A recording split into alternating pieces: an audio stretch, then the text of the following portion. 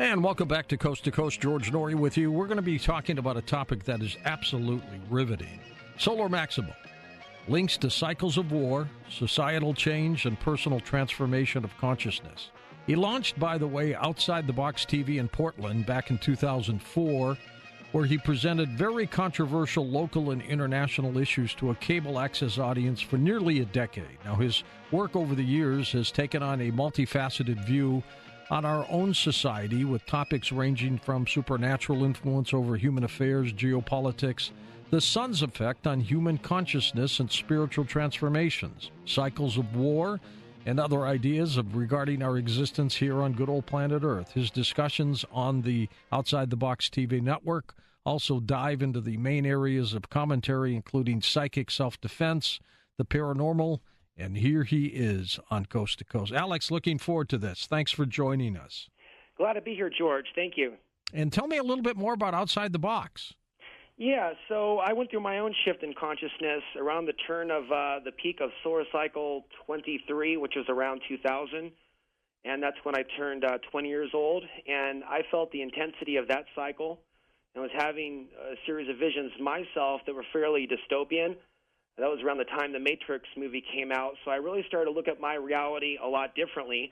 And then that event that led to these wars, also known as 9/11, shook me awake and a lot of people. And so my interpretation of that period in time, as we went into from the solar maximum to the solar minimum, a massive surge in energy. That really shook me up inside internally, emotionally. I mean, that's how I first came about the effects of the solar maximum, is how I was personally affected.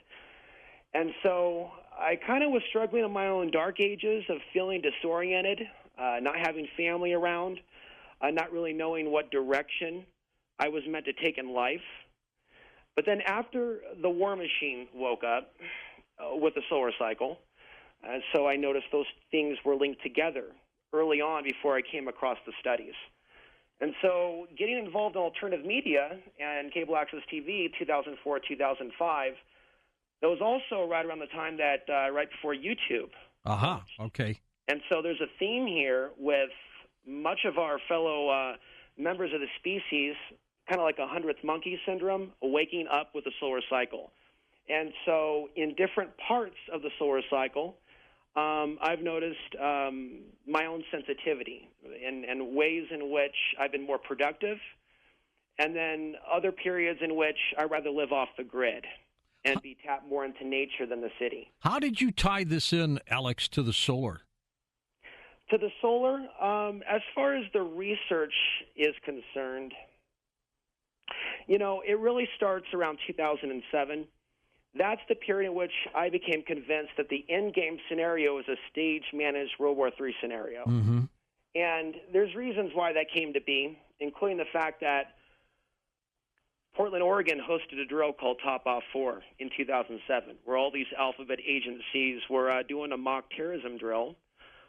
What shook me up was seeing how Russia and China, also in 2007, under the Shanghai Cooperation Organization, were doing their own drills. Meanwhile, the DoD was running drills in aerospace. And so I was looking for clues after that as to when we potentially might see this event. And it would be around 2013 when I spoke at Mark Passio's Free Your Mind conference that I made a few statements that I'll repeat later on tonight about how I believe that the powers that be manipulate humanity through the solar cycles by staging events. Do these solar cycles have such an effect on people's brains, consciousness, that it makes these wacko decisions by our leaders and things like that? Or is it a pre-planned thing? It's a number of things, but if we were to talk about studies that somebody can prove, not just theories, we do have some information about that, and we can get into that stage by stage. A more recent study from Caltech and the University of Tokyo has confirmed that human consciousness can measurably detect changes in the environment's magnetic field. This is not the first study, but it is a study that spaceweather.com recognized. They don't normally touch fringe news. And so what I'm getting at is, for years and years, this material has been considered kooky. the idea that solar flares affect human consciousness. And I'm here to say in 2019, actually, we have tons of studies. In fact, doing research for this show, I came across something I've never seen before, and it appears to be possibly legit. The CIA may have done studies on when people are most psychic. And it appears that when there's changes, according to their study, which includes quotes from a Michael Pessinger, who is heavily involved in research in the West on how we are connected to this Earth's magnetic field on an intimate way. So apparently there's decades of research and studies that most people just simply aren't aware of. And the purpose in me bringing this information forward is to say that if we don't know how we're influenced by the sun, it could be used against us. Oh, that's a good point. I know for a fact, for example, when there's a full moon, right, EMTs have told me they get more calls about more issues than any time in the month. So, there are effects on people's brains. On the topic of moon, they did a study in the year 2000 where they looked at 1,400 people. It was a Finnish study. And they found a sharp increase in suicides around new moons. So before we get, too deep into like studies regarding heart attacks and mental breakdowns, that's one expression of it. So if some people are going to be flooded with ideas and emotions, well, the solution is to learn how to ground yourself, and realize that we're affected by these things and not have a meltdown. But unfortunately, people aren't taught these things. So I've seen through personal experience living in the city of Portland, which is a high energy, the whole West Coast. It sure high is. Energy. Great city. Yeah, I've seen it. And so that's why I live off the grid, because as we see the rise of 5G, this is something that's going to disrupt us in a big, big way. So we're not just dealing with solar flares impacting the geomagnetic field. Now we're dealing with other things as well. Can this be used for our benefit as opposed to the potential danger with it? Well, it's interesting because there are other maybe unknown effects of the sun, which I've kind of observed. Fads, entertainment, trends, movements, gatherings.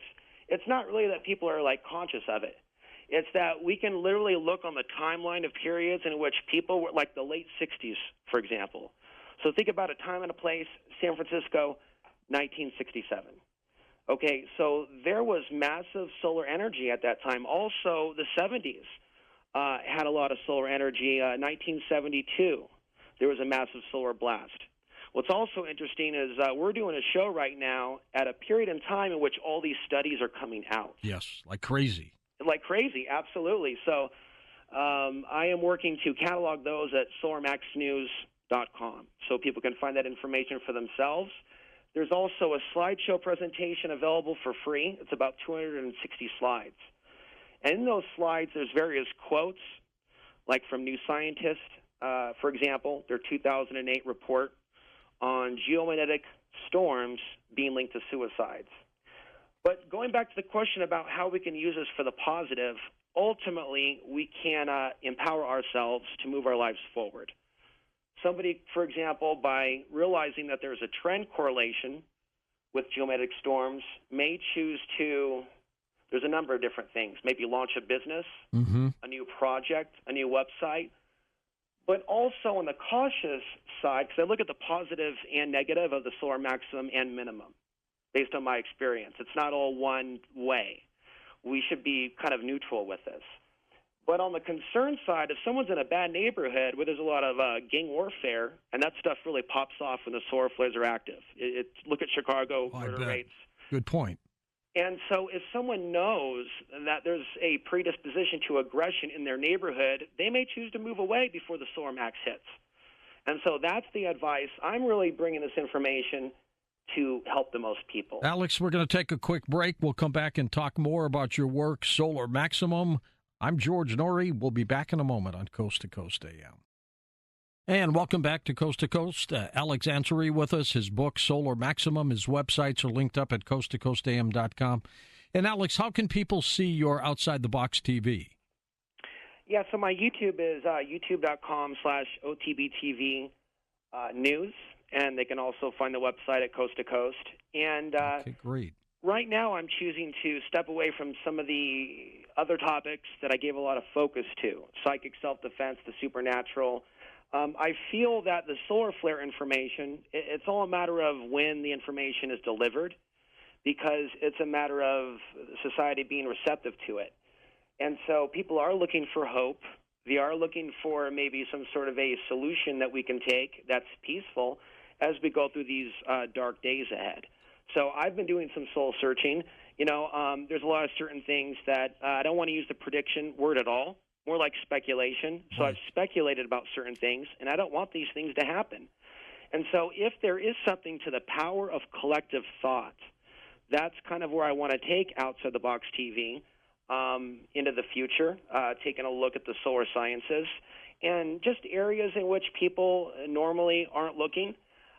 Over the years, the themes have generally been off-grid living, looking at the sun, looking at geopolitics. One thing I learned about the paranormal, one has to stay very strong. If they're going to be going in a direction talking about the archons and rays and UFOs, it's actually something that creates some strange energy in one's life.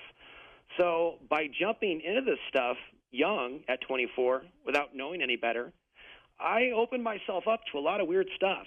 Well, it's like playing with a Ouija board. Yep. Same kind of thing. And so people are looking for hope right now at a time in which I believe that they want to program us to not have any hope, and by design to be at each other's throats. And, this 5G thing that's being rolled out is in the hundreds of gigahertz, apparently. Yeah. And it's something that our bodies are just not prepared for. I'm a little concerned about that. I mean, these signals are going to be bombarding us from everywhere, aren't they? It is. And so let me just say this briefly. My unique take on the sun is, how do we know that the solar flare kill shot isn't divine intervention when the robot apocalypse is upon us? We'll just cut to the chase. We don't. In the end, I think that the sun may be a liberator from a worst-case scenario. Where do we stand with the next solar cycle? What's up there with that? Okay, that's a good place to start, because in looking at where we are now, we're in a minimum, but the next cycle is expected to start anywhere between later on this year to 2020. They expect the peak to be at 2025. And that's where this geopolitical conversation is coming up. It's because of all these things that are taking place in the world. And even if we're in a solar minimum, like we are now, it doesn't mean that it's boring. We're still sensitive to solar flares. The Earth's magnetic field is getting weaker, moving towards Siberia, 30 to 40 miles per year. And so, according to Burl Payne, another researcher on the solar effects, he indicates from his research that we often see the start of wars on the beginning of the sunspot cycle rise. Wow, that's and bizarre. Sometimes on the descent, kind of like right before the centralization of all that energy.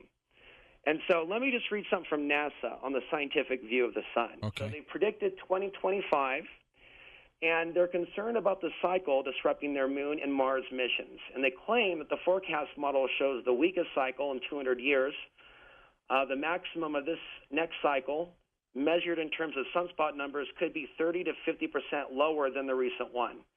They've also looked at, over time, by the way, the sun's grand conveyor belt speed as a factor to try to predict the next cycle's intensity. So we have a weakening Earth's magnetic field. We're right now being increasingly affected by cosmic rays from weather balloons. In Northern California, they've detected an 18% increase since 2015. So according to the Space Weather Prediction Center, the maximum will strike no earlier than 2023 and no later than 2026. Is that our window? That looks like that's a window for a number of events, which is interesting because we have a major eclipse coming up in 2024 that kind of makes an X over an area not too far from St. Louis, Missouri. And so there's a few blogs out there that are talking about this mysterious X from the 2017 total solar eclipse and the 2024. And so that's interesting because many people believe that the eclipses are a sign of war or another omen. I'm aware that there are also views of the potential for a transformation of consciousness for the positive. let me pause and say the way that I'm looking at this, we're not all responding to the changes in the sun the same way. I believe in collective consciousness shifts, but some of it zombie apocalypse level consciousness shift. Is this good against evil, Alex? This is absolutely good against evil. This is how I perceive the solar cycle. It's a battle between the forces that want us to be slaves and that part of us, the divine human spirit that refuses to submit. A very famous quote, but that's what it's about. So the reason why we see unrest, riots, revolutions, even fighting in the streets, we may be disgusted by it, but it's because that apathy factor is not as strong. The apathy factor, I believe, is stronger during the solar minimum. So if there's certain things that the elite want to do and they don't want the people to react, they'll do it in a minimum. But if they want the people to react, they'll do it in a maximum. And we already know through their control of the algorithm that they can direct revolutions, they can control fake news. And so I believe that the research of the Russian scientist of the 1900s, Alexander Chizhevsky. It's hard to say his name. He was an expert in solar flares, in sun cycles. The main guy yeah. that discovered this 100 years ago. And he was actually sent to the front lines in World War I. And it was there that he saw sharp increases in battles, viciousness, all-out bloodshed. And so when I came across his research in 2009, or blogs about him, dots went off within my own consciousness, lights went off, if you will, with regards to human rights in Portland that I was seeing in 2010 as the solar cycle woke up. Right. I would wake up from a deep sleep like a flash and look at spaceweather.com and see that I was literally responding to real-time solar activity. So it would be in that period about 10 years ago that I started looking at my own sensations, direct correlations, and looking at how the thesis of Alexander Chizhevsky, and he is someone that was locked up for his ideas. Yeah, he died in 1964, pretty penniless, I think. He did. After penniless, he had an illness, but it would be after that that Russia would recognize his work. In fact, today they give medals in his name. And so, you know, there is this history, it's a little disturbing, of solar researchers from Galileo to a number of people, a certain level of persecution. Now, when we hit the solar minimums, Alex, what happens? People calm down? So the solar minimums, according to Alexander Chizhevsky, and it's not an easy name to say, but the other thing is a lot of his research is still in Russian. And so we only have so much of it in English. But he did find that the minimum portion, and I found this out as well, has more of a calming, less emotional overtone. I personally have gotten way more work done. We're having this conversation in a solar minimum that some people call a deep solar minimum. And it looks like the government did do a study on the effects of remote viewing and when it was most effective. And so this is very, very interesting that there's a sense of balance at play with both of the cycles. So if someone was aware of this, you know, they could strategize to try to get more things done in the quiet before the storm. Sometimes we need that quiet to get something done. Or I'm wondering if there's a way to maximize the storm to our benefit. Maximizing the storm to the benefit. I mean, all of this power that is coming from these solar storms, if we could harness it somehow. If we're getting on a metaphysical level, as far as collective consciousness and stuff, sure. That is something that I actually am beginning to explore more of. So Burl Payne did some studies back in the 80s to see if mass meditations could quiet sunspot activity. And somebody could say, why would somebody want to quiet sunspot activity? To maybe quiet the storm during a period in which people are killing each other and being affected in an adverse way. He was mocked for some of his studies because they were also trying to affect Skylab in the late 70s. Mm-hmm. But I would say just because that may not have worked, maybe it wasn't meant to. And so when we look at Dion Fortune, okay, and I saw some references to her on the Coast to Coast webpage on a day in which I felt like looking into more of her work. Mm-hmm. Timing. Right. And so she engaged in spiritual work to counter the black magic of the Nazis. She did die after World War II, and she did do a lot of her things in secret, highly esoteric. These are not things that I've officially studied. But there was a quote that I did kind of set aside, and I could try to find that right now. It's basically something that she put in her private journals. And the idea was to get people meditating at the same time. And so some of the methods that she used, again, this is all about protecting Britain from Nazi attack. So she invoked archetypal images that were Arthurian in nature. And let me go ahead and read one passage right here. Sure, go ahead. Okay. I don't want to read too. Okay, there was one thing. Just give us the Cliff Notes version. Okay, there is one thing and one thing only that can disperse this dark cloud of ancestral evil and set the souls of Germans free, and that is the power of the Christ. And we must bring this power to bear. Let us visualize Germany as a vast marsh of human helplessness and ignorance covered by the thick black cloud of ancient evil. The sunlight of the Christ cannot reach it to dry up the stagnant waters and give it health and fertility until this cloud has been dispersed. Then let us see the angels of the Lord hovering over it and directing lightning flashes at it from the points of their swords. So I'll stop there, and it goes further. But she's invoking Christ. Yeah, she brings in spirituality. And I think that's important. And I actually caution against people leaving God out of it. So I'm not encouraging reckless magic. I think that a society, if they were to collectively turn to the Creator in a time of national emergency or invasion, if they are of high moral caliber and they're not totally corrupted, that their prayers may be answered. But people just trying to work the elemental forces without bringing God into it and maybe doing nefarious things themselves, I think that just brings bad luck. Well, Alex, we're in a solar minimum now, right? Mm-hmm. Why does it seem that so many things are tense? I mean, this situation with Iran is tense. North Korea is tense. Russia, it's getting tense. Mm-hmm. It just feels like something's going to explode. I mean, I can feel it. I was at a luncheon today, and 75% of the people in the crowd feel something.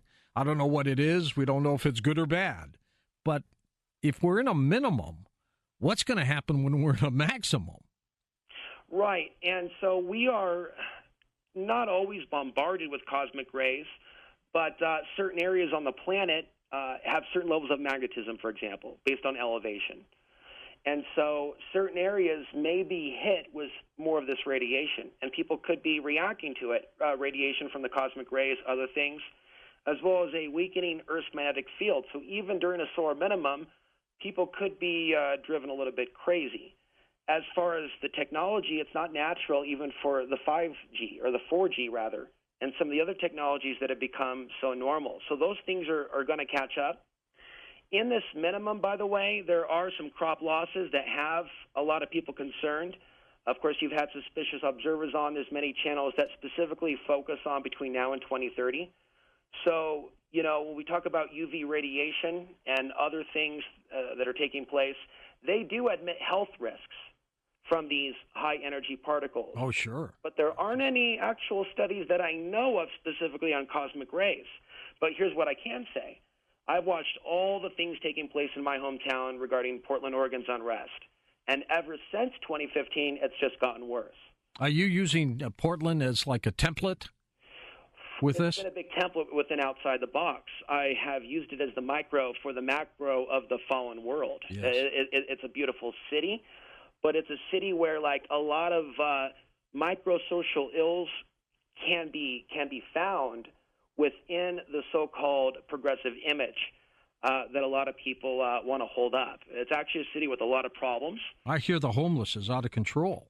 Oh, all across the West Coast. And, this gets into solutions regarding dealing with solar flares, wars. Off-grid living is not allowed as it used to be, including overnight parking. As more people become homeless, more overnight parking signs are popping up. And America needs to put aside its political differences and realize that, in my opinion, no one politically is standing up for the homeless and recommending solutions other than the welfare state, so-called affordable housing, Section 8. It goes on and on. Alex, hold on for a sec. We'll take a quick break. Let's come back, talk more about this and these solar flares. And also, we'll take phone calls next hour on Coast to Coast AM. Thank you for listening to Coast AM on our official YouTube channel. I'm your host, George Noory, and don't forget to visit the Coast Insider membership area on coasttocoastam.com, where you can access our past, upcoming, and classic shows. That there is something called catastrophobia that seems to happen to us, where people in the peak of the solar cycle, we tend to freak out more and think that everything is crashing down. Is that because of the cycle? Absolutely. So we have a Y2K catastrophobia cycle. I'm coining this. There's a number of things that I've coined that are not other studies, but it's my own idea. 2012 was also that. And so I noticed people that I knew at the time that were selling survival goods, whether they knew how to work the cycle or not, I just noticed there was a cycle to selling a lot of stuff. And, it's an influence over the business cycles of survival goods. And Alex, before we go to calls, tell me your thoughts more on the global powers manipulating world affairs during these cycles. So I believe that there's, just like people talk about a hypothetical room where JFK is shown to world leaders, presidents, to keep them in line. Well, I believe there's a room too, but it's more or less a room that shows humanity up on monitors with our emotional attributes being shown, monitored. I don't think the powers that be are necessarily just human. So, this is complementary to a lot of information and theories about something parasiting on us. And so it does seem that we as humans are high-energy beings, especially when the solar flares kick off, like we're emitting some sort of a light. And so I believe that we are manipulated from on high, from the unseen realms, to go in certain directions that unfortunately lead us to our souls being bound to this world. So if people could be led by the nefarious forces that be, globally, even beyond government, to do evil things, it's about entrapment. But let's step back and just look at the governments and leave the more esoteric side. There just seems to be a method to the madness with certain events happening on the timeline. Testosterone is higher in the body during peaks and geomagnetic storms. So let's say there's an agenda to get a bunch of people into a war. The idea is the launching of certain things at a period in which physiologically they're already ready for combat. And so there's not a lot of studies yet on the testosterone end, but that's the likely culprit with regards to the increase in violence. Also changes in the brain. The pineal gland, the melatonin levels in the brain also go through dramatic changes as well. And they're aware of this, so they know how to use this. Yeah, that's the point. Long story short, we can look at Alexander Chizevsky's work and realize that, I'll mention a few things briefly. After his research and his death and whatnot, where did that research go? So I'm going to mention this briefly because it was declassified 2 years ago, that the U.S. and the USSR ran high-altitude tests from 1958 to 1962, where they were toying with the geomagnetic field. And so they were already manipulating the geomagnetic field through these explosions and other things. And so this is like new information that's just come out. Maybe that's what HAARP's all about. And I think so. I think that HAARP does not necessarily act alone. For example, let me mention two events, Fukushima and Katrina. HAARP is suspected with both of those events, but both those events saw an X-class solar flare in the days prior. And so I think if HAARP was used or other technologies, they're actually harnessing the power of the sun, the natural energy that's already there. And one more brief little new headline, this is from the last month. Now NASA is saying that something else is affecting the geomagnetic field other than the sun. They are calling it HR 9024, and they picked up on a CME produced 450 light years from Earth. So not to overcomplicate things, but we know now that there is man-made influence tampering with the geomagnetic field. We have 5G, and then we have these other stars getting in our business other than the sun. We can't win. Let's take some calls for you. Let's start with Bill, truck driving in the state of Washington. Hey, Bill, go ahead. Hey, George. Hey, Alex. All right. Hey, I have a healthy skepticism, but an honest respect for what you're doing. The reason why I'm a little skeptical is because I believe climate change, man-induced climate change, is a fact. But I don't think one is exclusive from the other. Like, for instance, solar output does not negate climate change or human-caused climate change, and vice versa. They don't negate each other. I think they both can be going simultaneously. But my question is this. Have you ever looked at, like, a historical correlation? Like, for instance, Akhenaten. Akhenaten means, the sun, a worshiper of the sun. All right, and there's been others like Louis XIV in France, the Sun King. Have you ever tried to correlate a historical,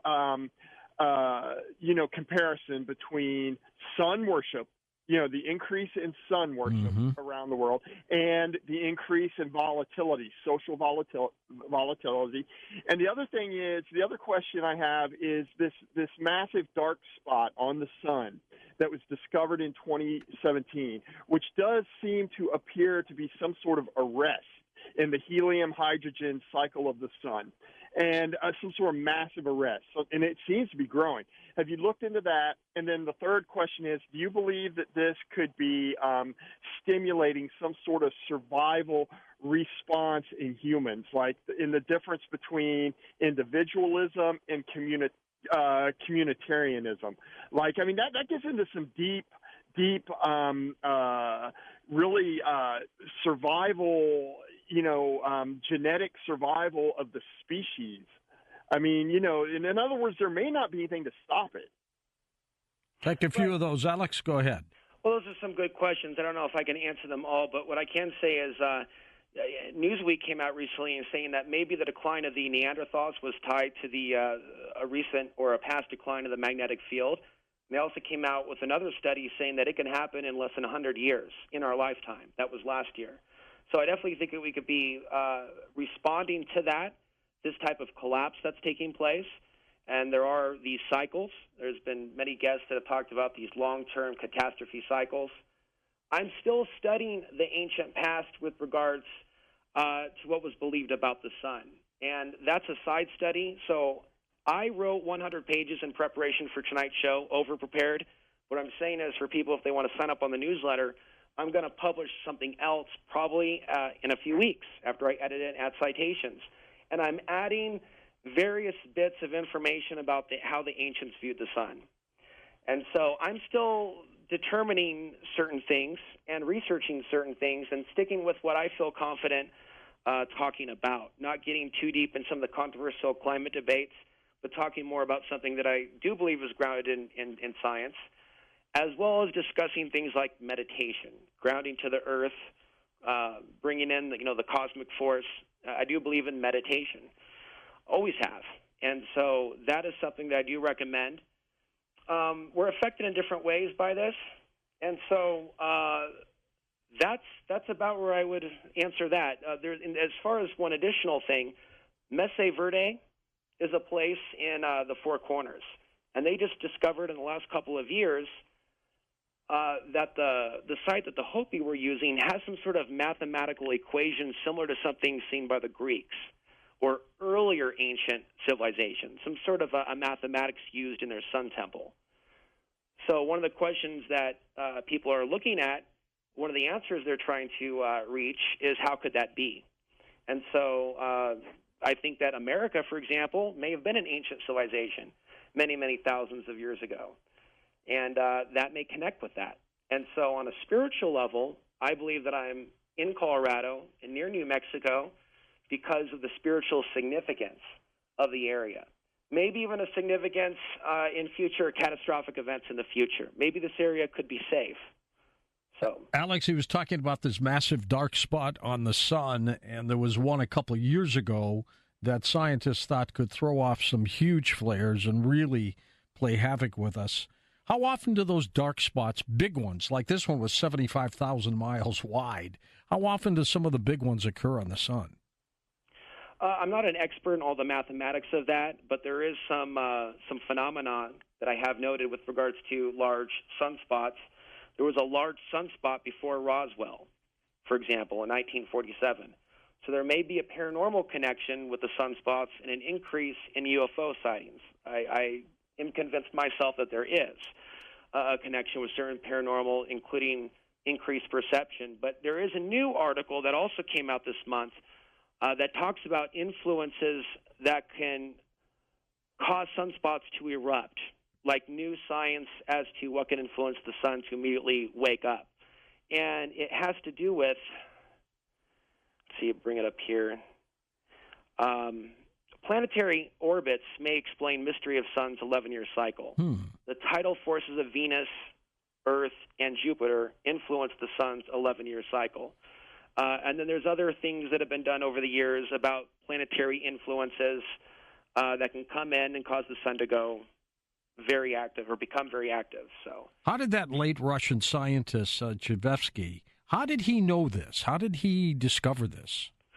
Well, according to the biography information available, World War I was erupting around him. He was also involved in studying the effects of ionization. So he's the founder of heliobiology. So he was into this.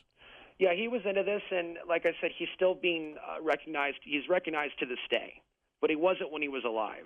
So it looks like he did 8 years in the Gulag and then 8 years in the coal mines. There were people that followed him. People may want to look this up. And I'm not interested in challenging anyone's religious beliefs. I'm just here to share information because, I'm convinced we are going to be going through some heavy stuff in the 2020s, and they might as well be presented with this information because the field of mental health should be aware of this. Oh, my God, yeah. It's going to be huge. So I can mention this briefly because this is really important. So hospital admissions have been documented to go up. We have a couple people that followed him. The name is Professor Raymond Wheeler from the University of Kansas. And so he confirmed the data of 2,500 years of battles, wars, and peace.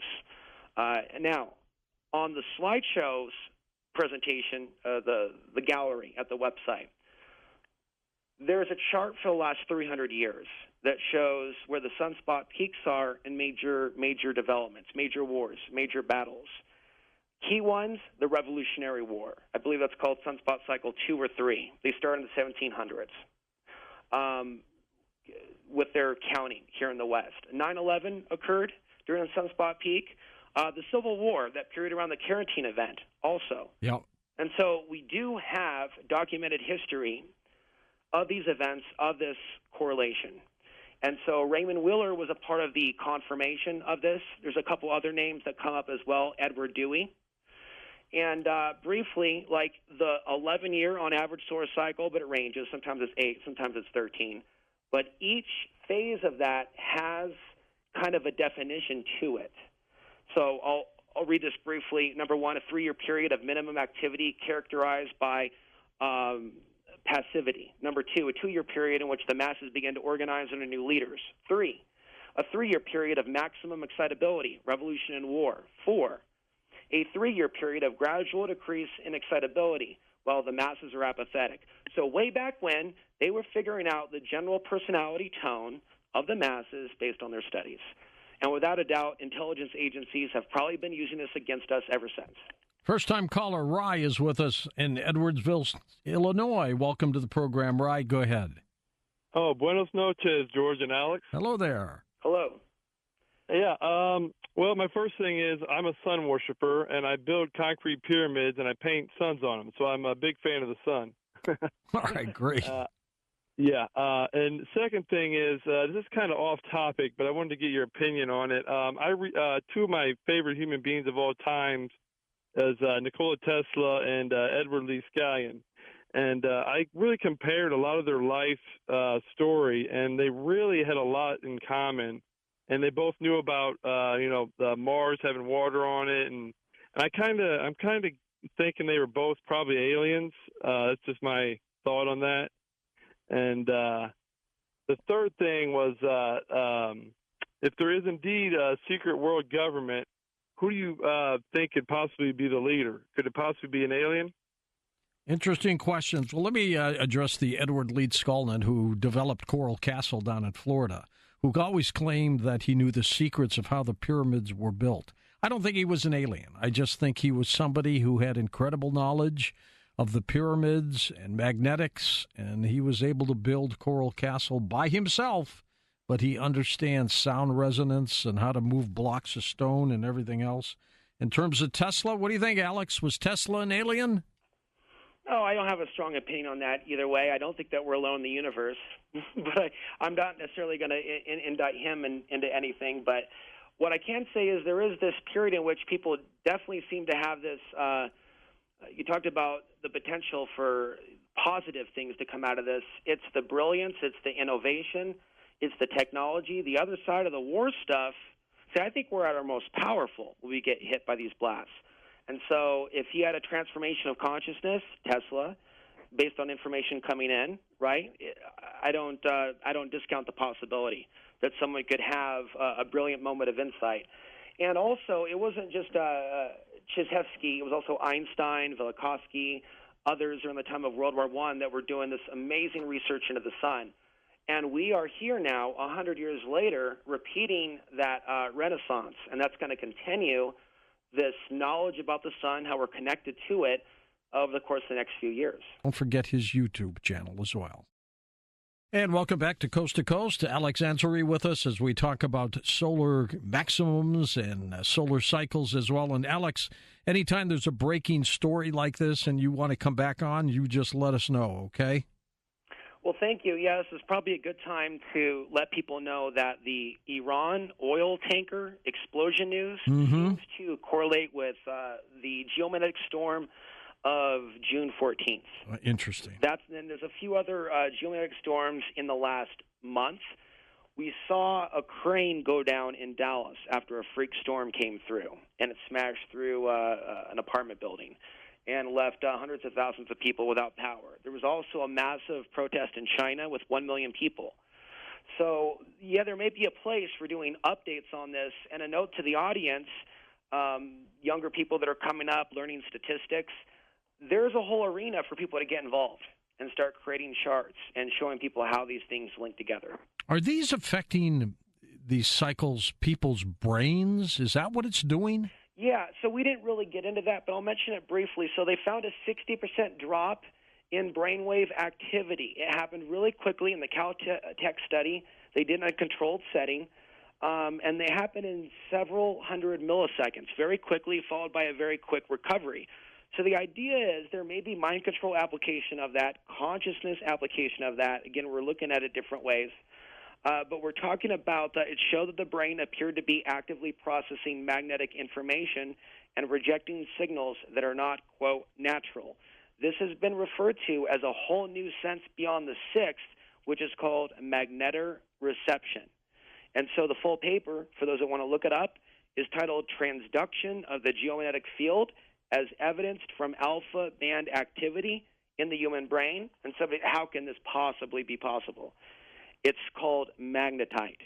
Magnetite was discovered in the human brain in 1992, or that was the first time that it was spoken about. Prior to that, in the 60s, they figured out that migratory animals, pigeons, fish, they use the magnetic field to get around. And so there's one theory why some of them are dying, and it's because of the military sonar, whereas without that military sonar, less whales would be beached. So there's a metaphor for this that's also mentioned in the book Solar Revolution by a German author. Maybe we are like those whales that are disoriented through this technology. Otherwise, we would be having a more – all this is actually tied to evolution, and some say even genetic leaps of the DNA. Okay. And so the solar flares aren't our enemy. It's the unnatural, disharmonic technologies that are creating a situation that's not healthy. Great work. Super great. Fairbanks, Alaska we go. Hi, David. Take it away. Hi, George. It's good to talk with you again. I want to say first that you have an awesome staff there at Coast to Coast, but you know that. But I wanted to let you know. Well, thank you. I really appreciate that. And talk with them and talk with you, of course. And then, Alex, I just had a question for you. If you've ever read the philosopher, he was a priest, a Catholic priest, a Jesuit. His name was Teilhard de Chardin, and he believed in a cosmic connection between people and the earth.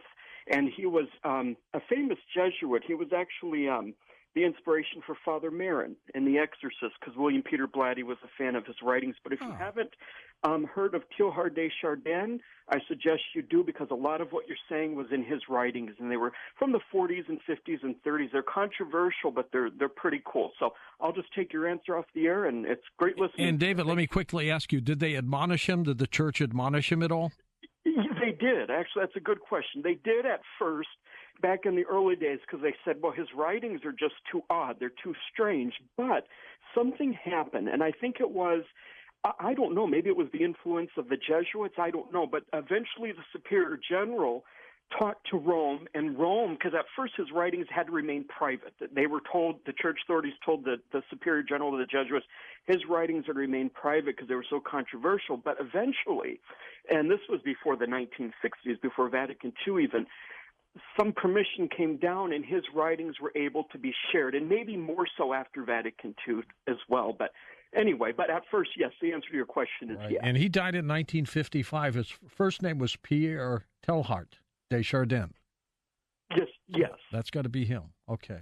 All right. Got a few familiar at all with him, Alex?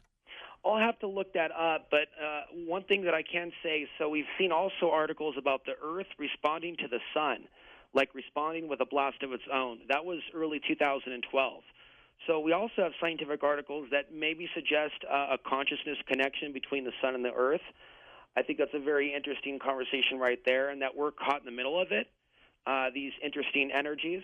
And so I think that it's possible. He was born in 1881. He came up with what was called the Omega Point, which had to do with consciousness and the universe combined. So, he was on to something.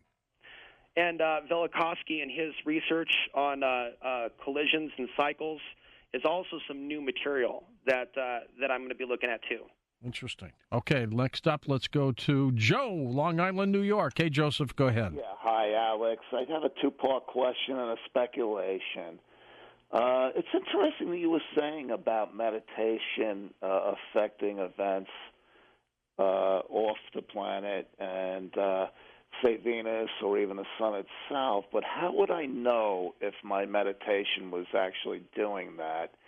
And then with the fake news, do you think it could have branches, almost like being an octopus and going all directions and, more so even dangerous?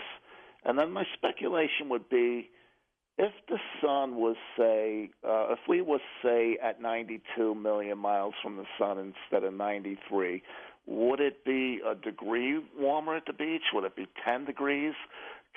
Do they have an idea of that, or they don't really know, or can they computer model that? I know we only have the one sun. It's not like Jodie Foster. She had two in her movie, Contact. Mm-hmm.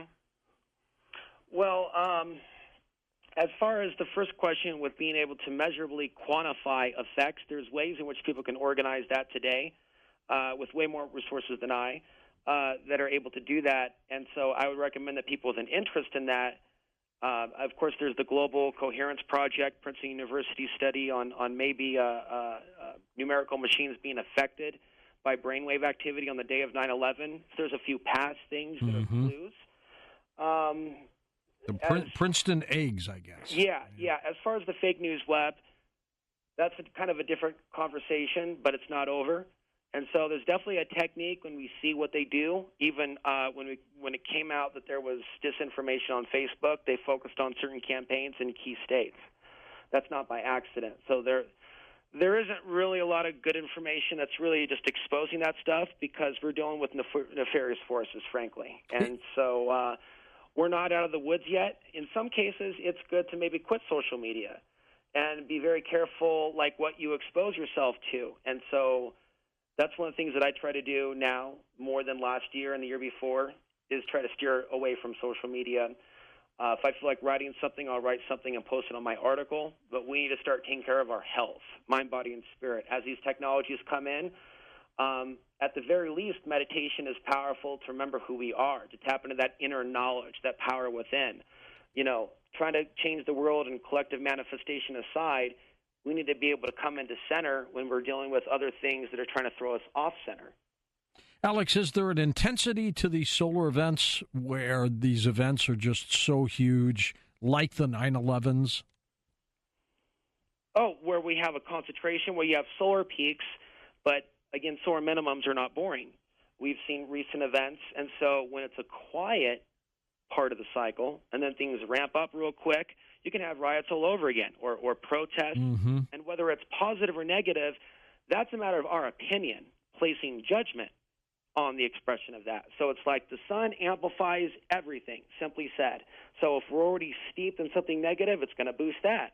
If we're doing something positive, if we're working out, there's going to be some positive results there as well. So I think there's a war for our mind, in particular, when we see an increase in sunspots, because we're at our most powerful. So something out there in this world is trying to use our instincts against us. Now, I'm not really knowing how I'm going to be able to prove that to the world. I don't think I need to. I have just set my soul free. I have suffered the last 10 years with this information. I've dealt with horrible things. This has not resulted in a positive, happy, shiny. This has not been good for you. This has been bad for me. Well, this incredible audience gets it, Alex. Yeah. They sure do. Let's go to JW in Arkansas. Welcome to the show. Hi, JW. Hey, good evening, George. Hey. I am an every night listener, but a very rare caller. But the gentleman you have on tonight, I don't know if genius is the right word, but just being in touch with some things that, as a half Native American, that are really important to me. My question revolves around Nazi Germany and a symbol that they took. Now, I'm Cherokee, but my brothers to the west used to make rugs that had swastika symbols in them because it was a symbol of the sun. Yeah, I mean, the swastika, until the Nazis took the swastika, it was a very well-known image and symbol. And it was powerful. It was a powerful thing because the sun, all through the Native American culture, was just, it was so important because it represented life and growing and that sort of thing. But my question is, how did they corrupt that? How did they take something that meant life and turn it into something that meant evil? How did they do that? And I've researched it for since the middle 70s, and I still have not had any kind of answer that even gets close to let me understand that. And I'm hoping that Alex, this is a fantastic program, by the way, and Alex, I'll be looking at your work. But my goodness, how did they do that? It was by association. Alex, what they did is they took this symbol that was not negative by any means, and once the Nazis took over and started using it as their logo, basically, they corrupted it, unfortunately. Yeah, and I see how Hollywood and pop culture capitalizes on solar deity, even solar hero, maybe mythos that's embedded within our collective consciousness. I see that with the new Marvel movies and all the ads for that. It's just obvious solar symbolism. And so our world is filled with it. And I think there's a lot of bad energy that comes with people that use these sun symbols for destruction. So that's actually an idea that I'm thinking about more of. I think that we're in a period in time in which elements of history are mirroring themselves, including the misuse of certain symbols. It's happening again. There's a rise in interest in the cult, and we have to work to protect ourselves. And it's a pretty important issue. Living off the grid for a couple of years, one of the things that I'd like to do is next work on an autobiography, how I came to all of my ideas, and looking at the possibility of travel or moving if the right opportunities present themselves. Where would you go? I'd like to see elements of America before the 5G rollout, maybe Northern California. I feel that I need to do some healing, and I need to take the information to the next level, and that's the goal. And so a lot of things that came up tonight from the audience, these are levels of research that can keep me busy the rest of this lifetime, and I'm looking forward to it. Let's squeeze in one more quick call. Eric's with us in Wisconsin. Go ahead, Eric. Hi, Alex. Hey, Eric. I'm your supporter. I'm your Patreon from Wisconsin. So yeah, you are so happy to hear you on Coast to Coast, and you are definitely setting the airwaves on fire. Wow! Congratulations for making it on to Coast as a caller. That's a pretty amazing feat. Thank you for calling in. Oh yeah. So yeah, the question that I have for you is: have you tried to correlate the solar cycles with, like, say, some other well-known secular cycles, such as the Strauss house cyclical? 1 minute to go, Alex. No, if you can send me a link on that, I'll take a look, and I will continue adding information and documentation and new studies to solarmaxnews.com. Thanks, Eric. Wish we had more time, but the clock is ticking. But seriously, Alex, you've done a great job, and whenever there's breaking news that fits your expertise, give us a call and come back to us and pop on the air. We do a lot of news segments where we do quick interviews with specialized guests on breaking stories. You'd be perfect for that. That's a great idea. Thank you.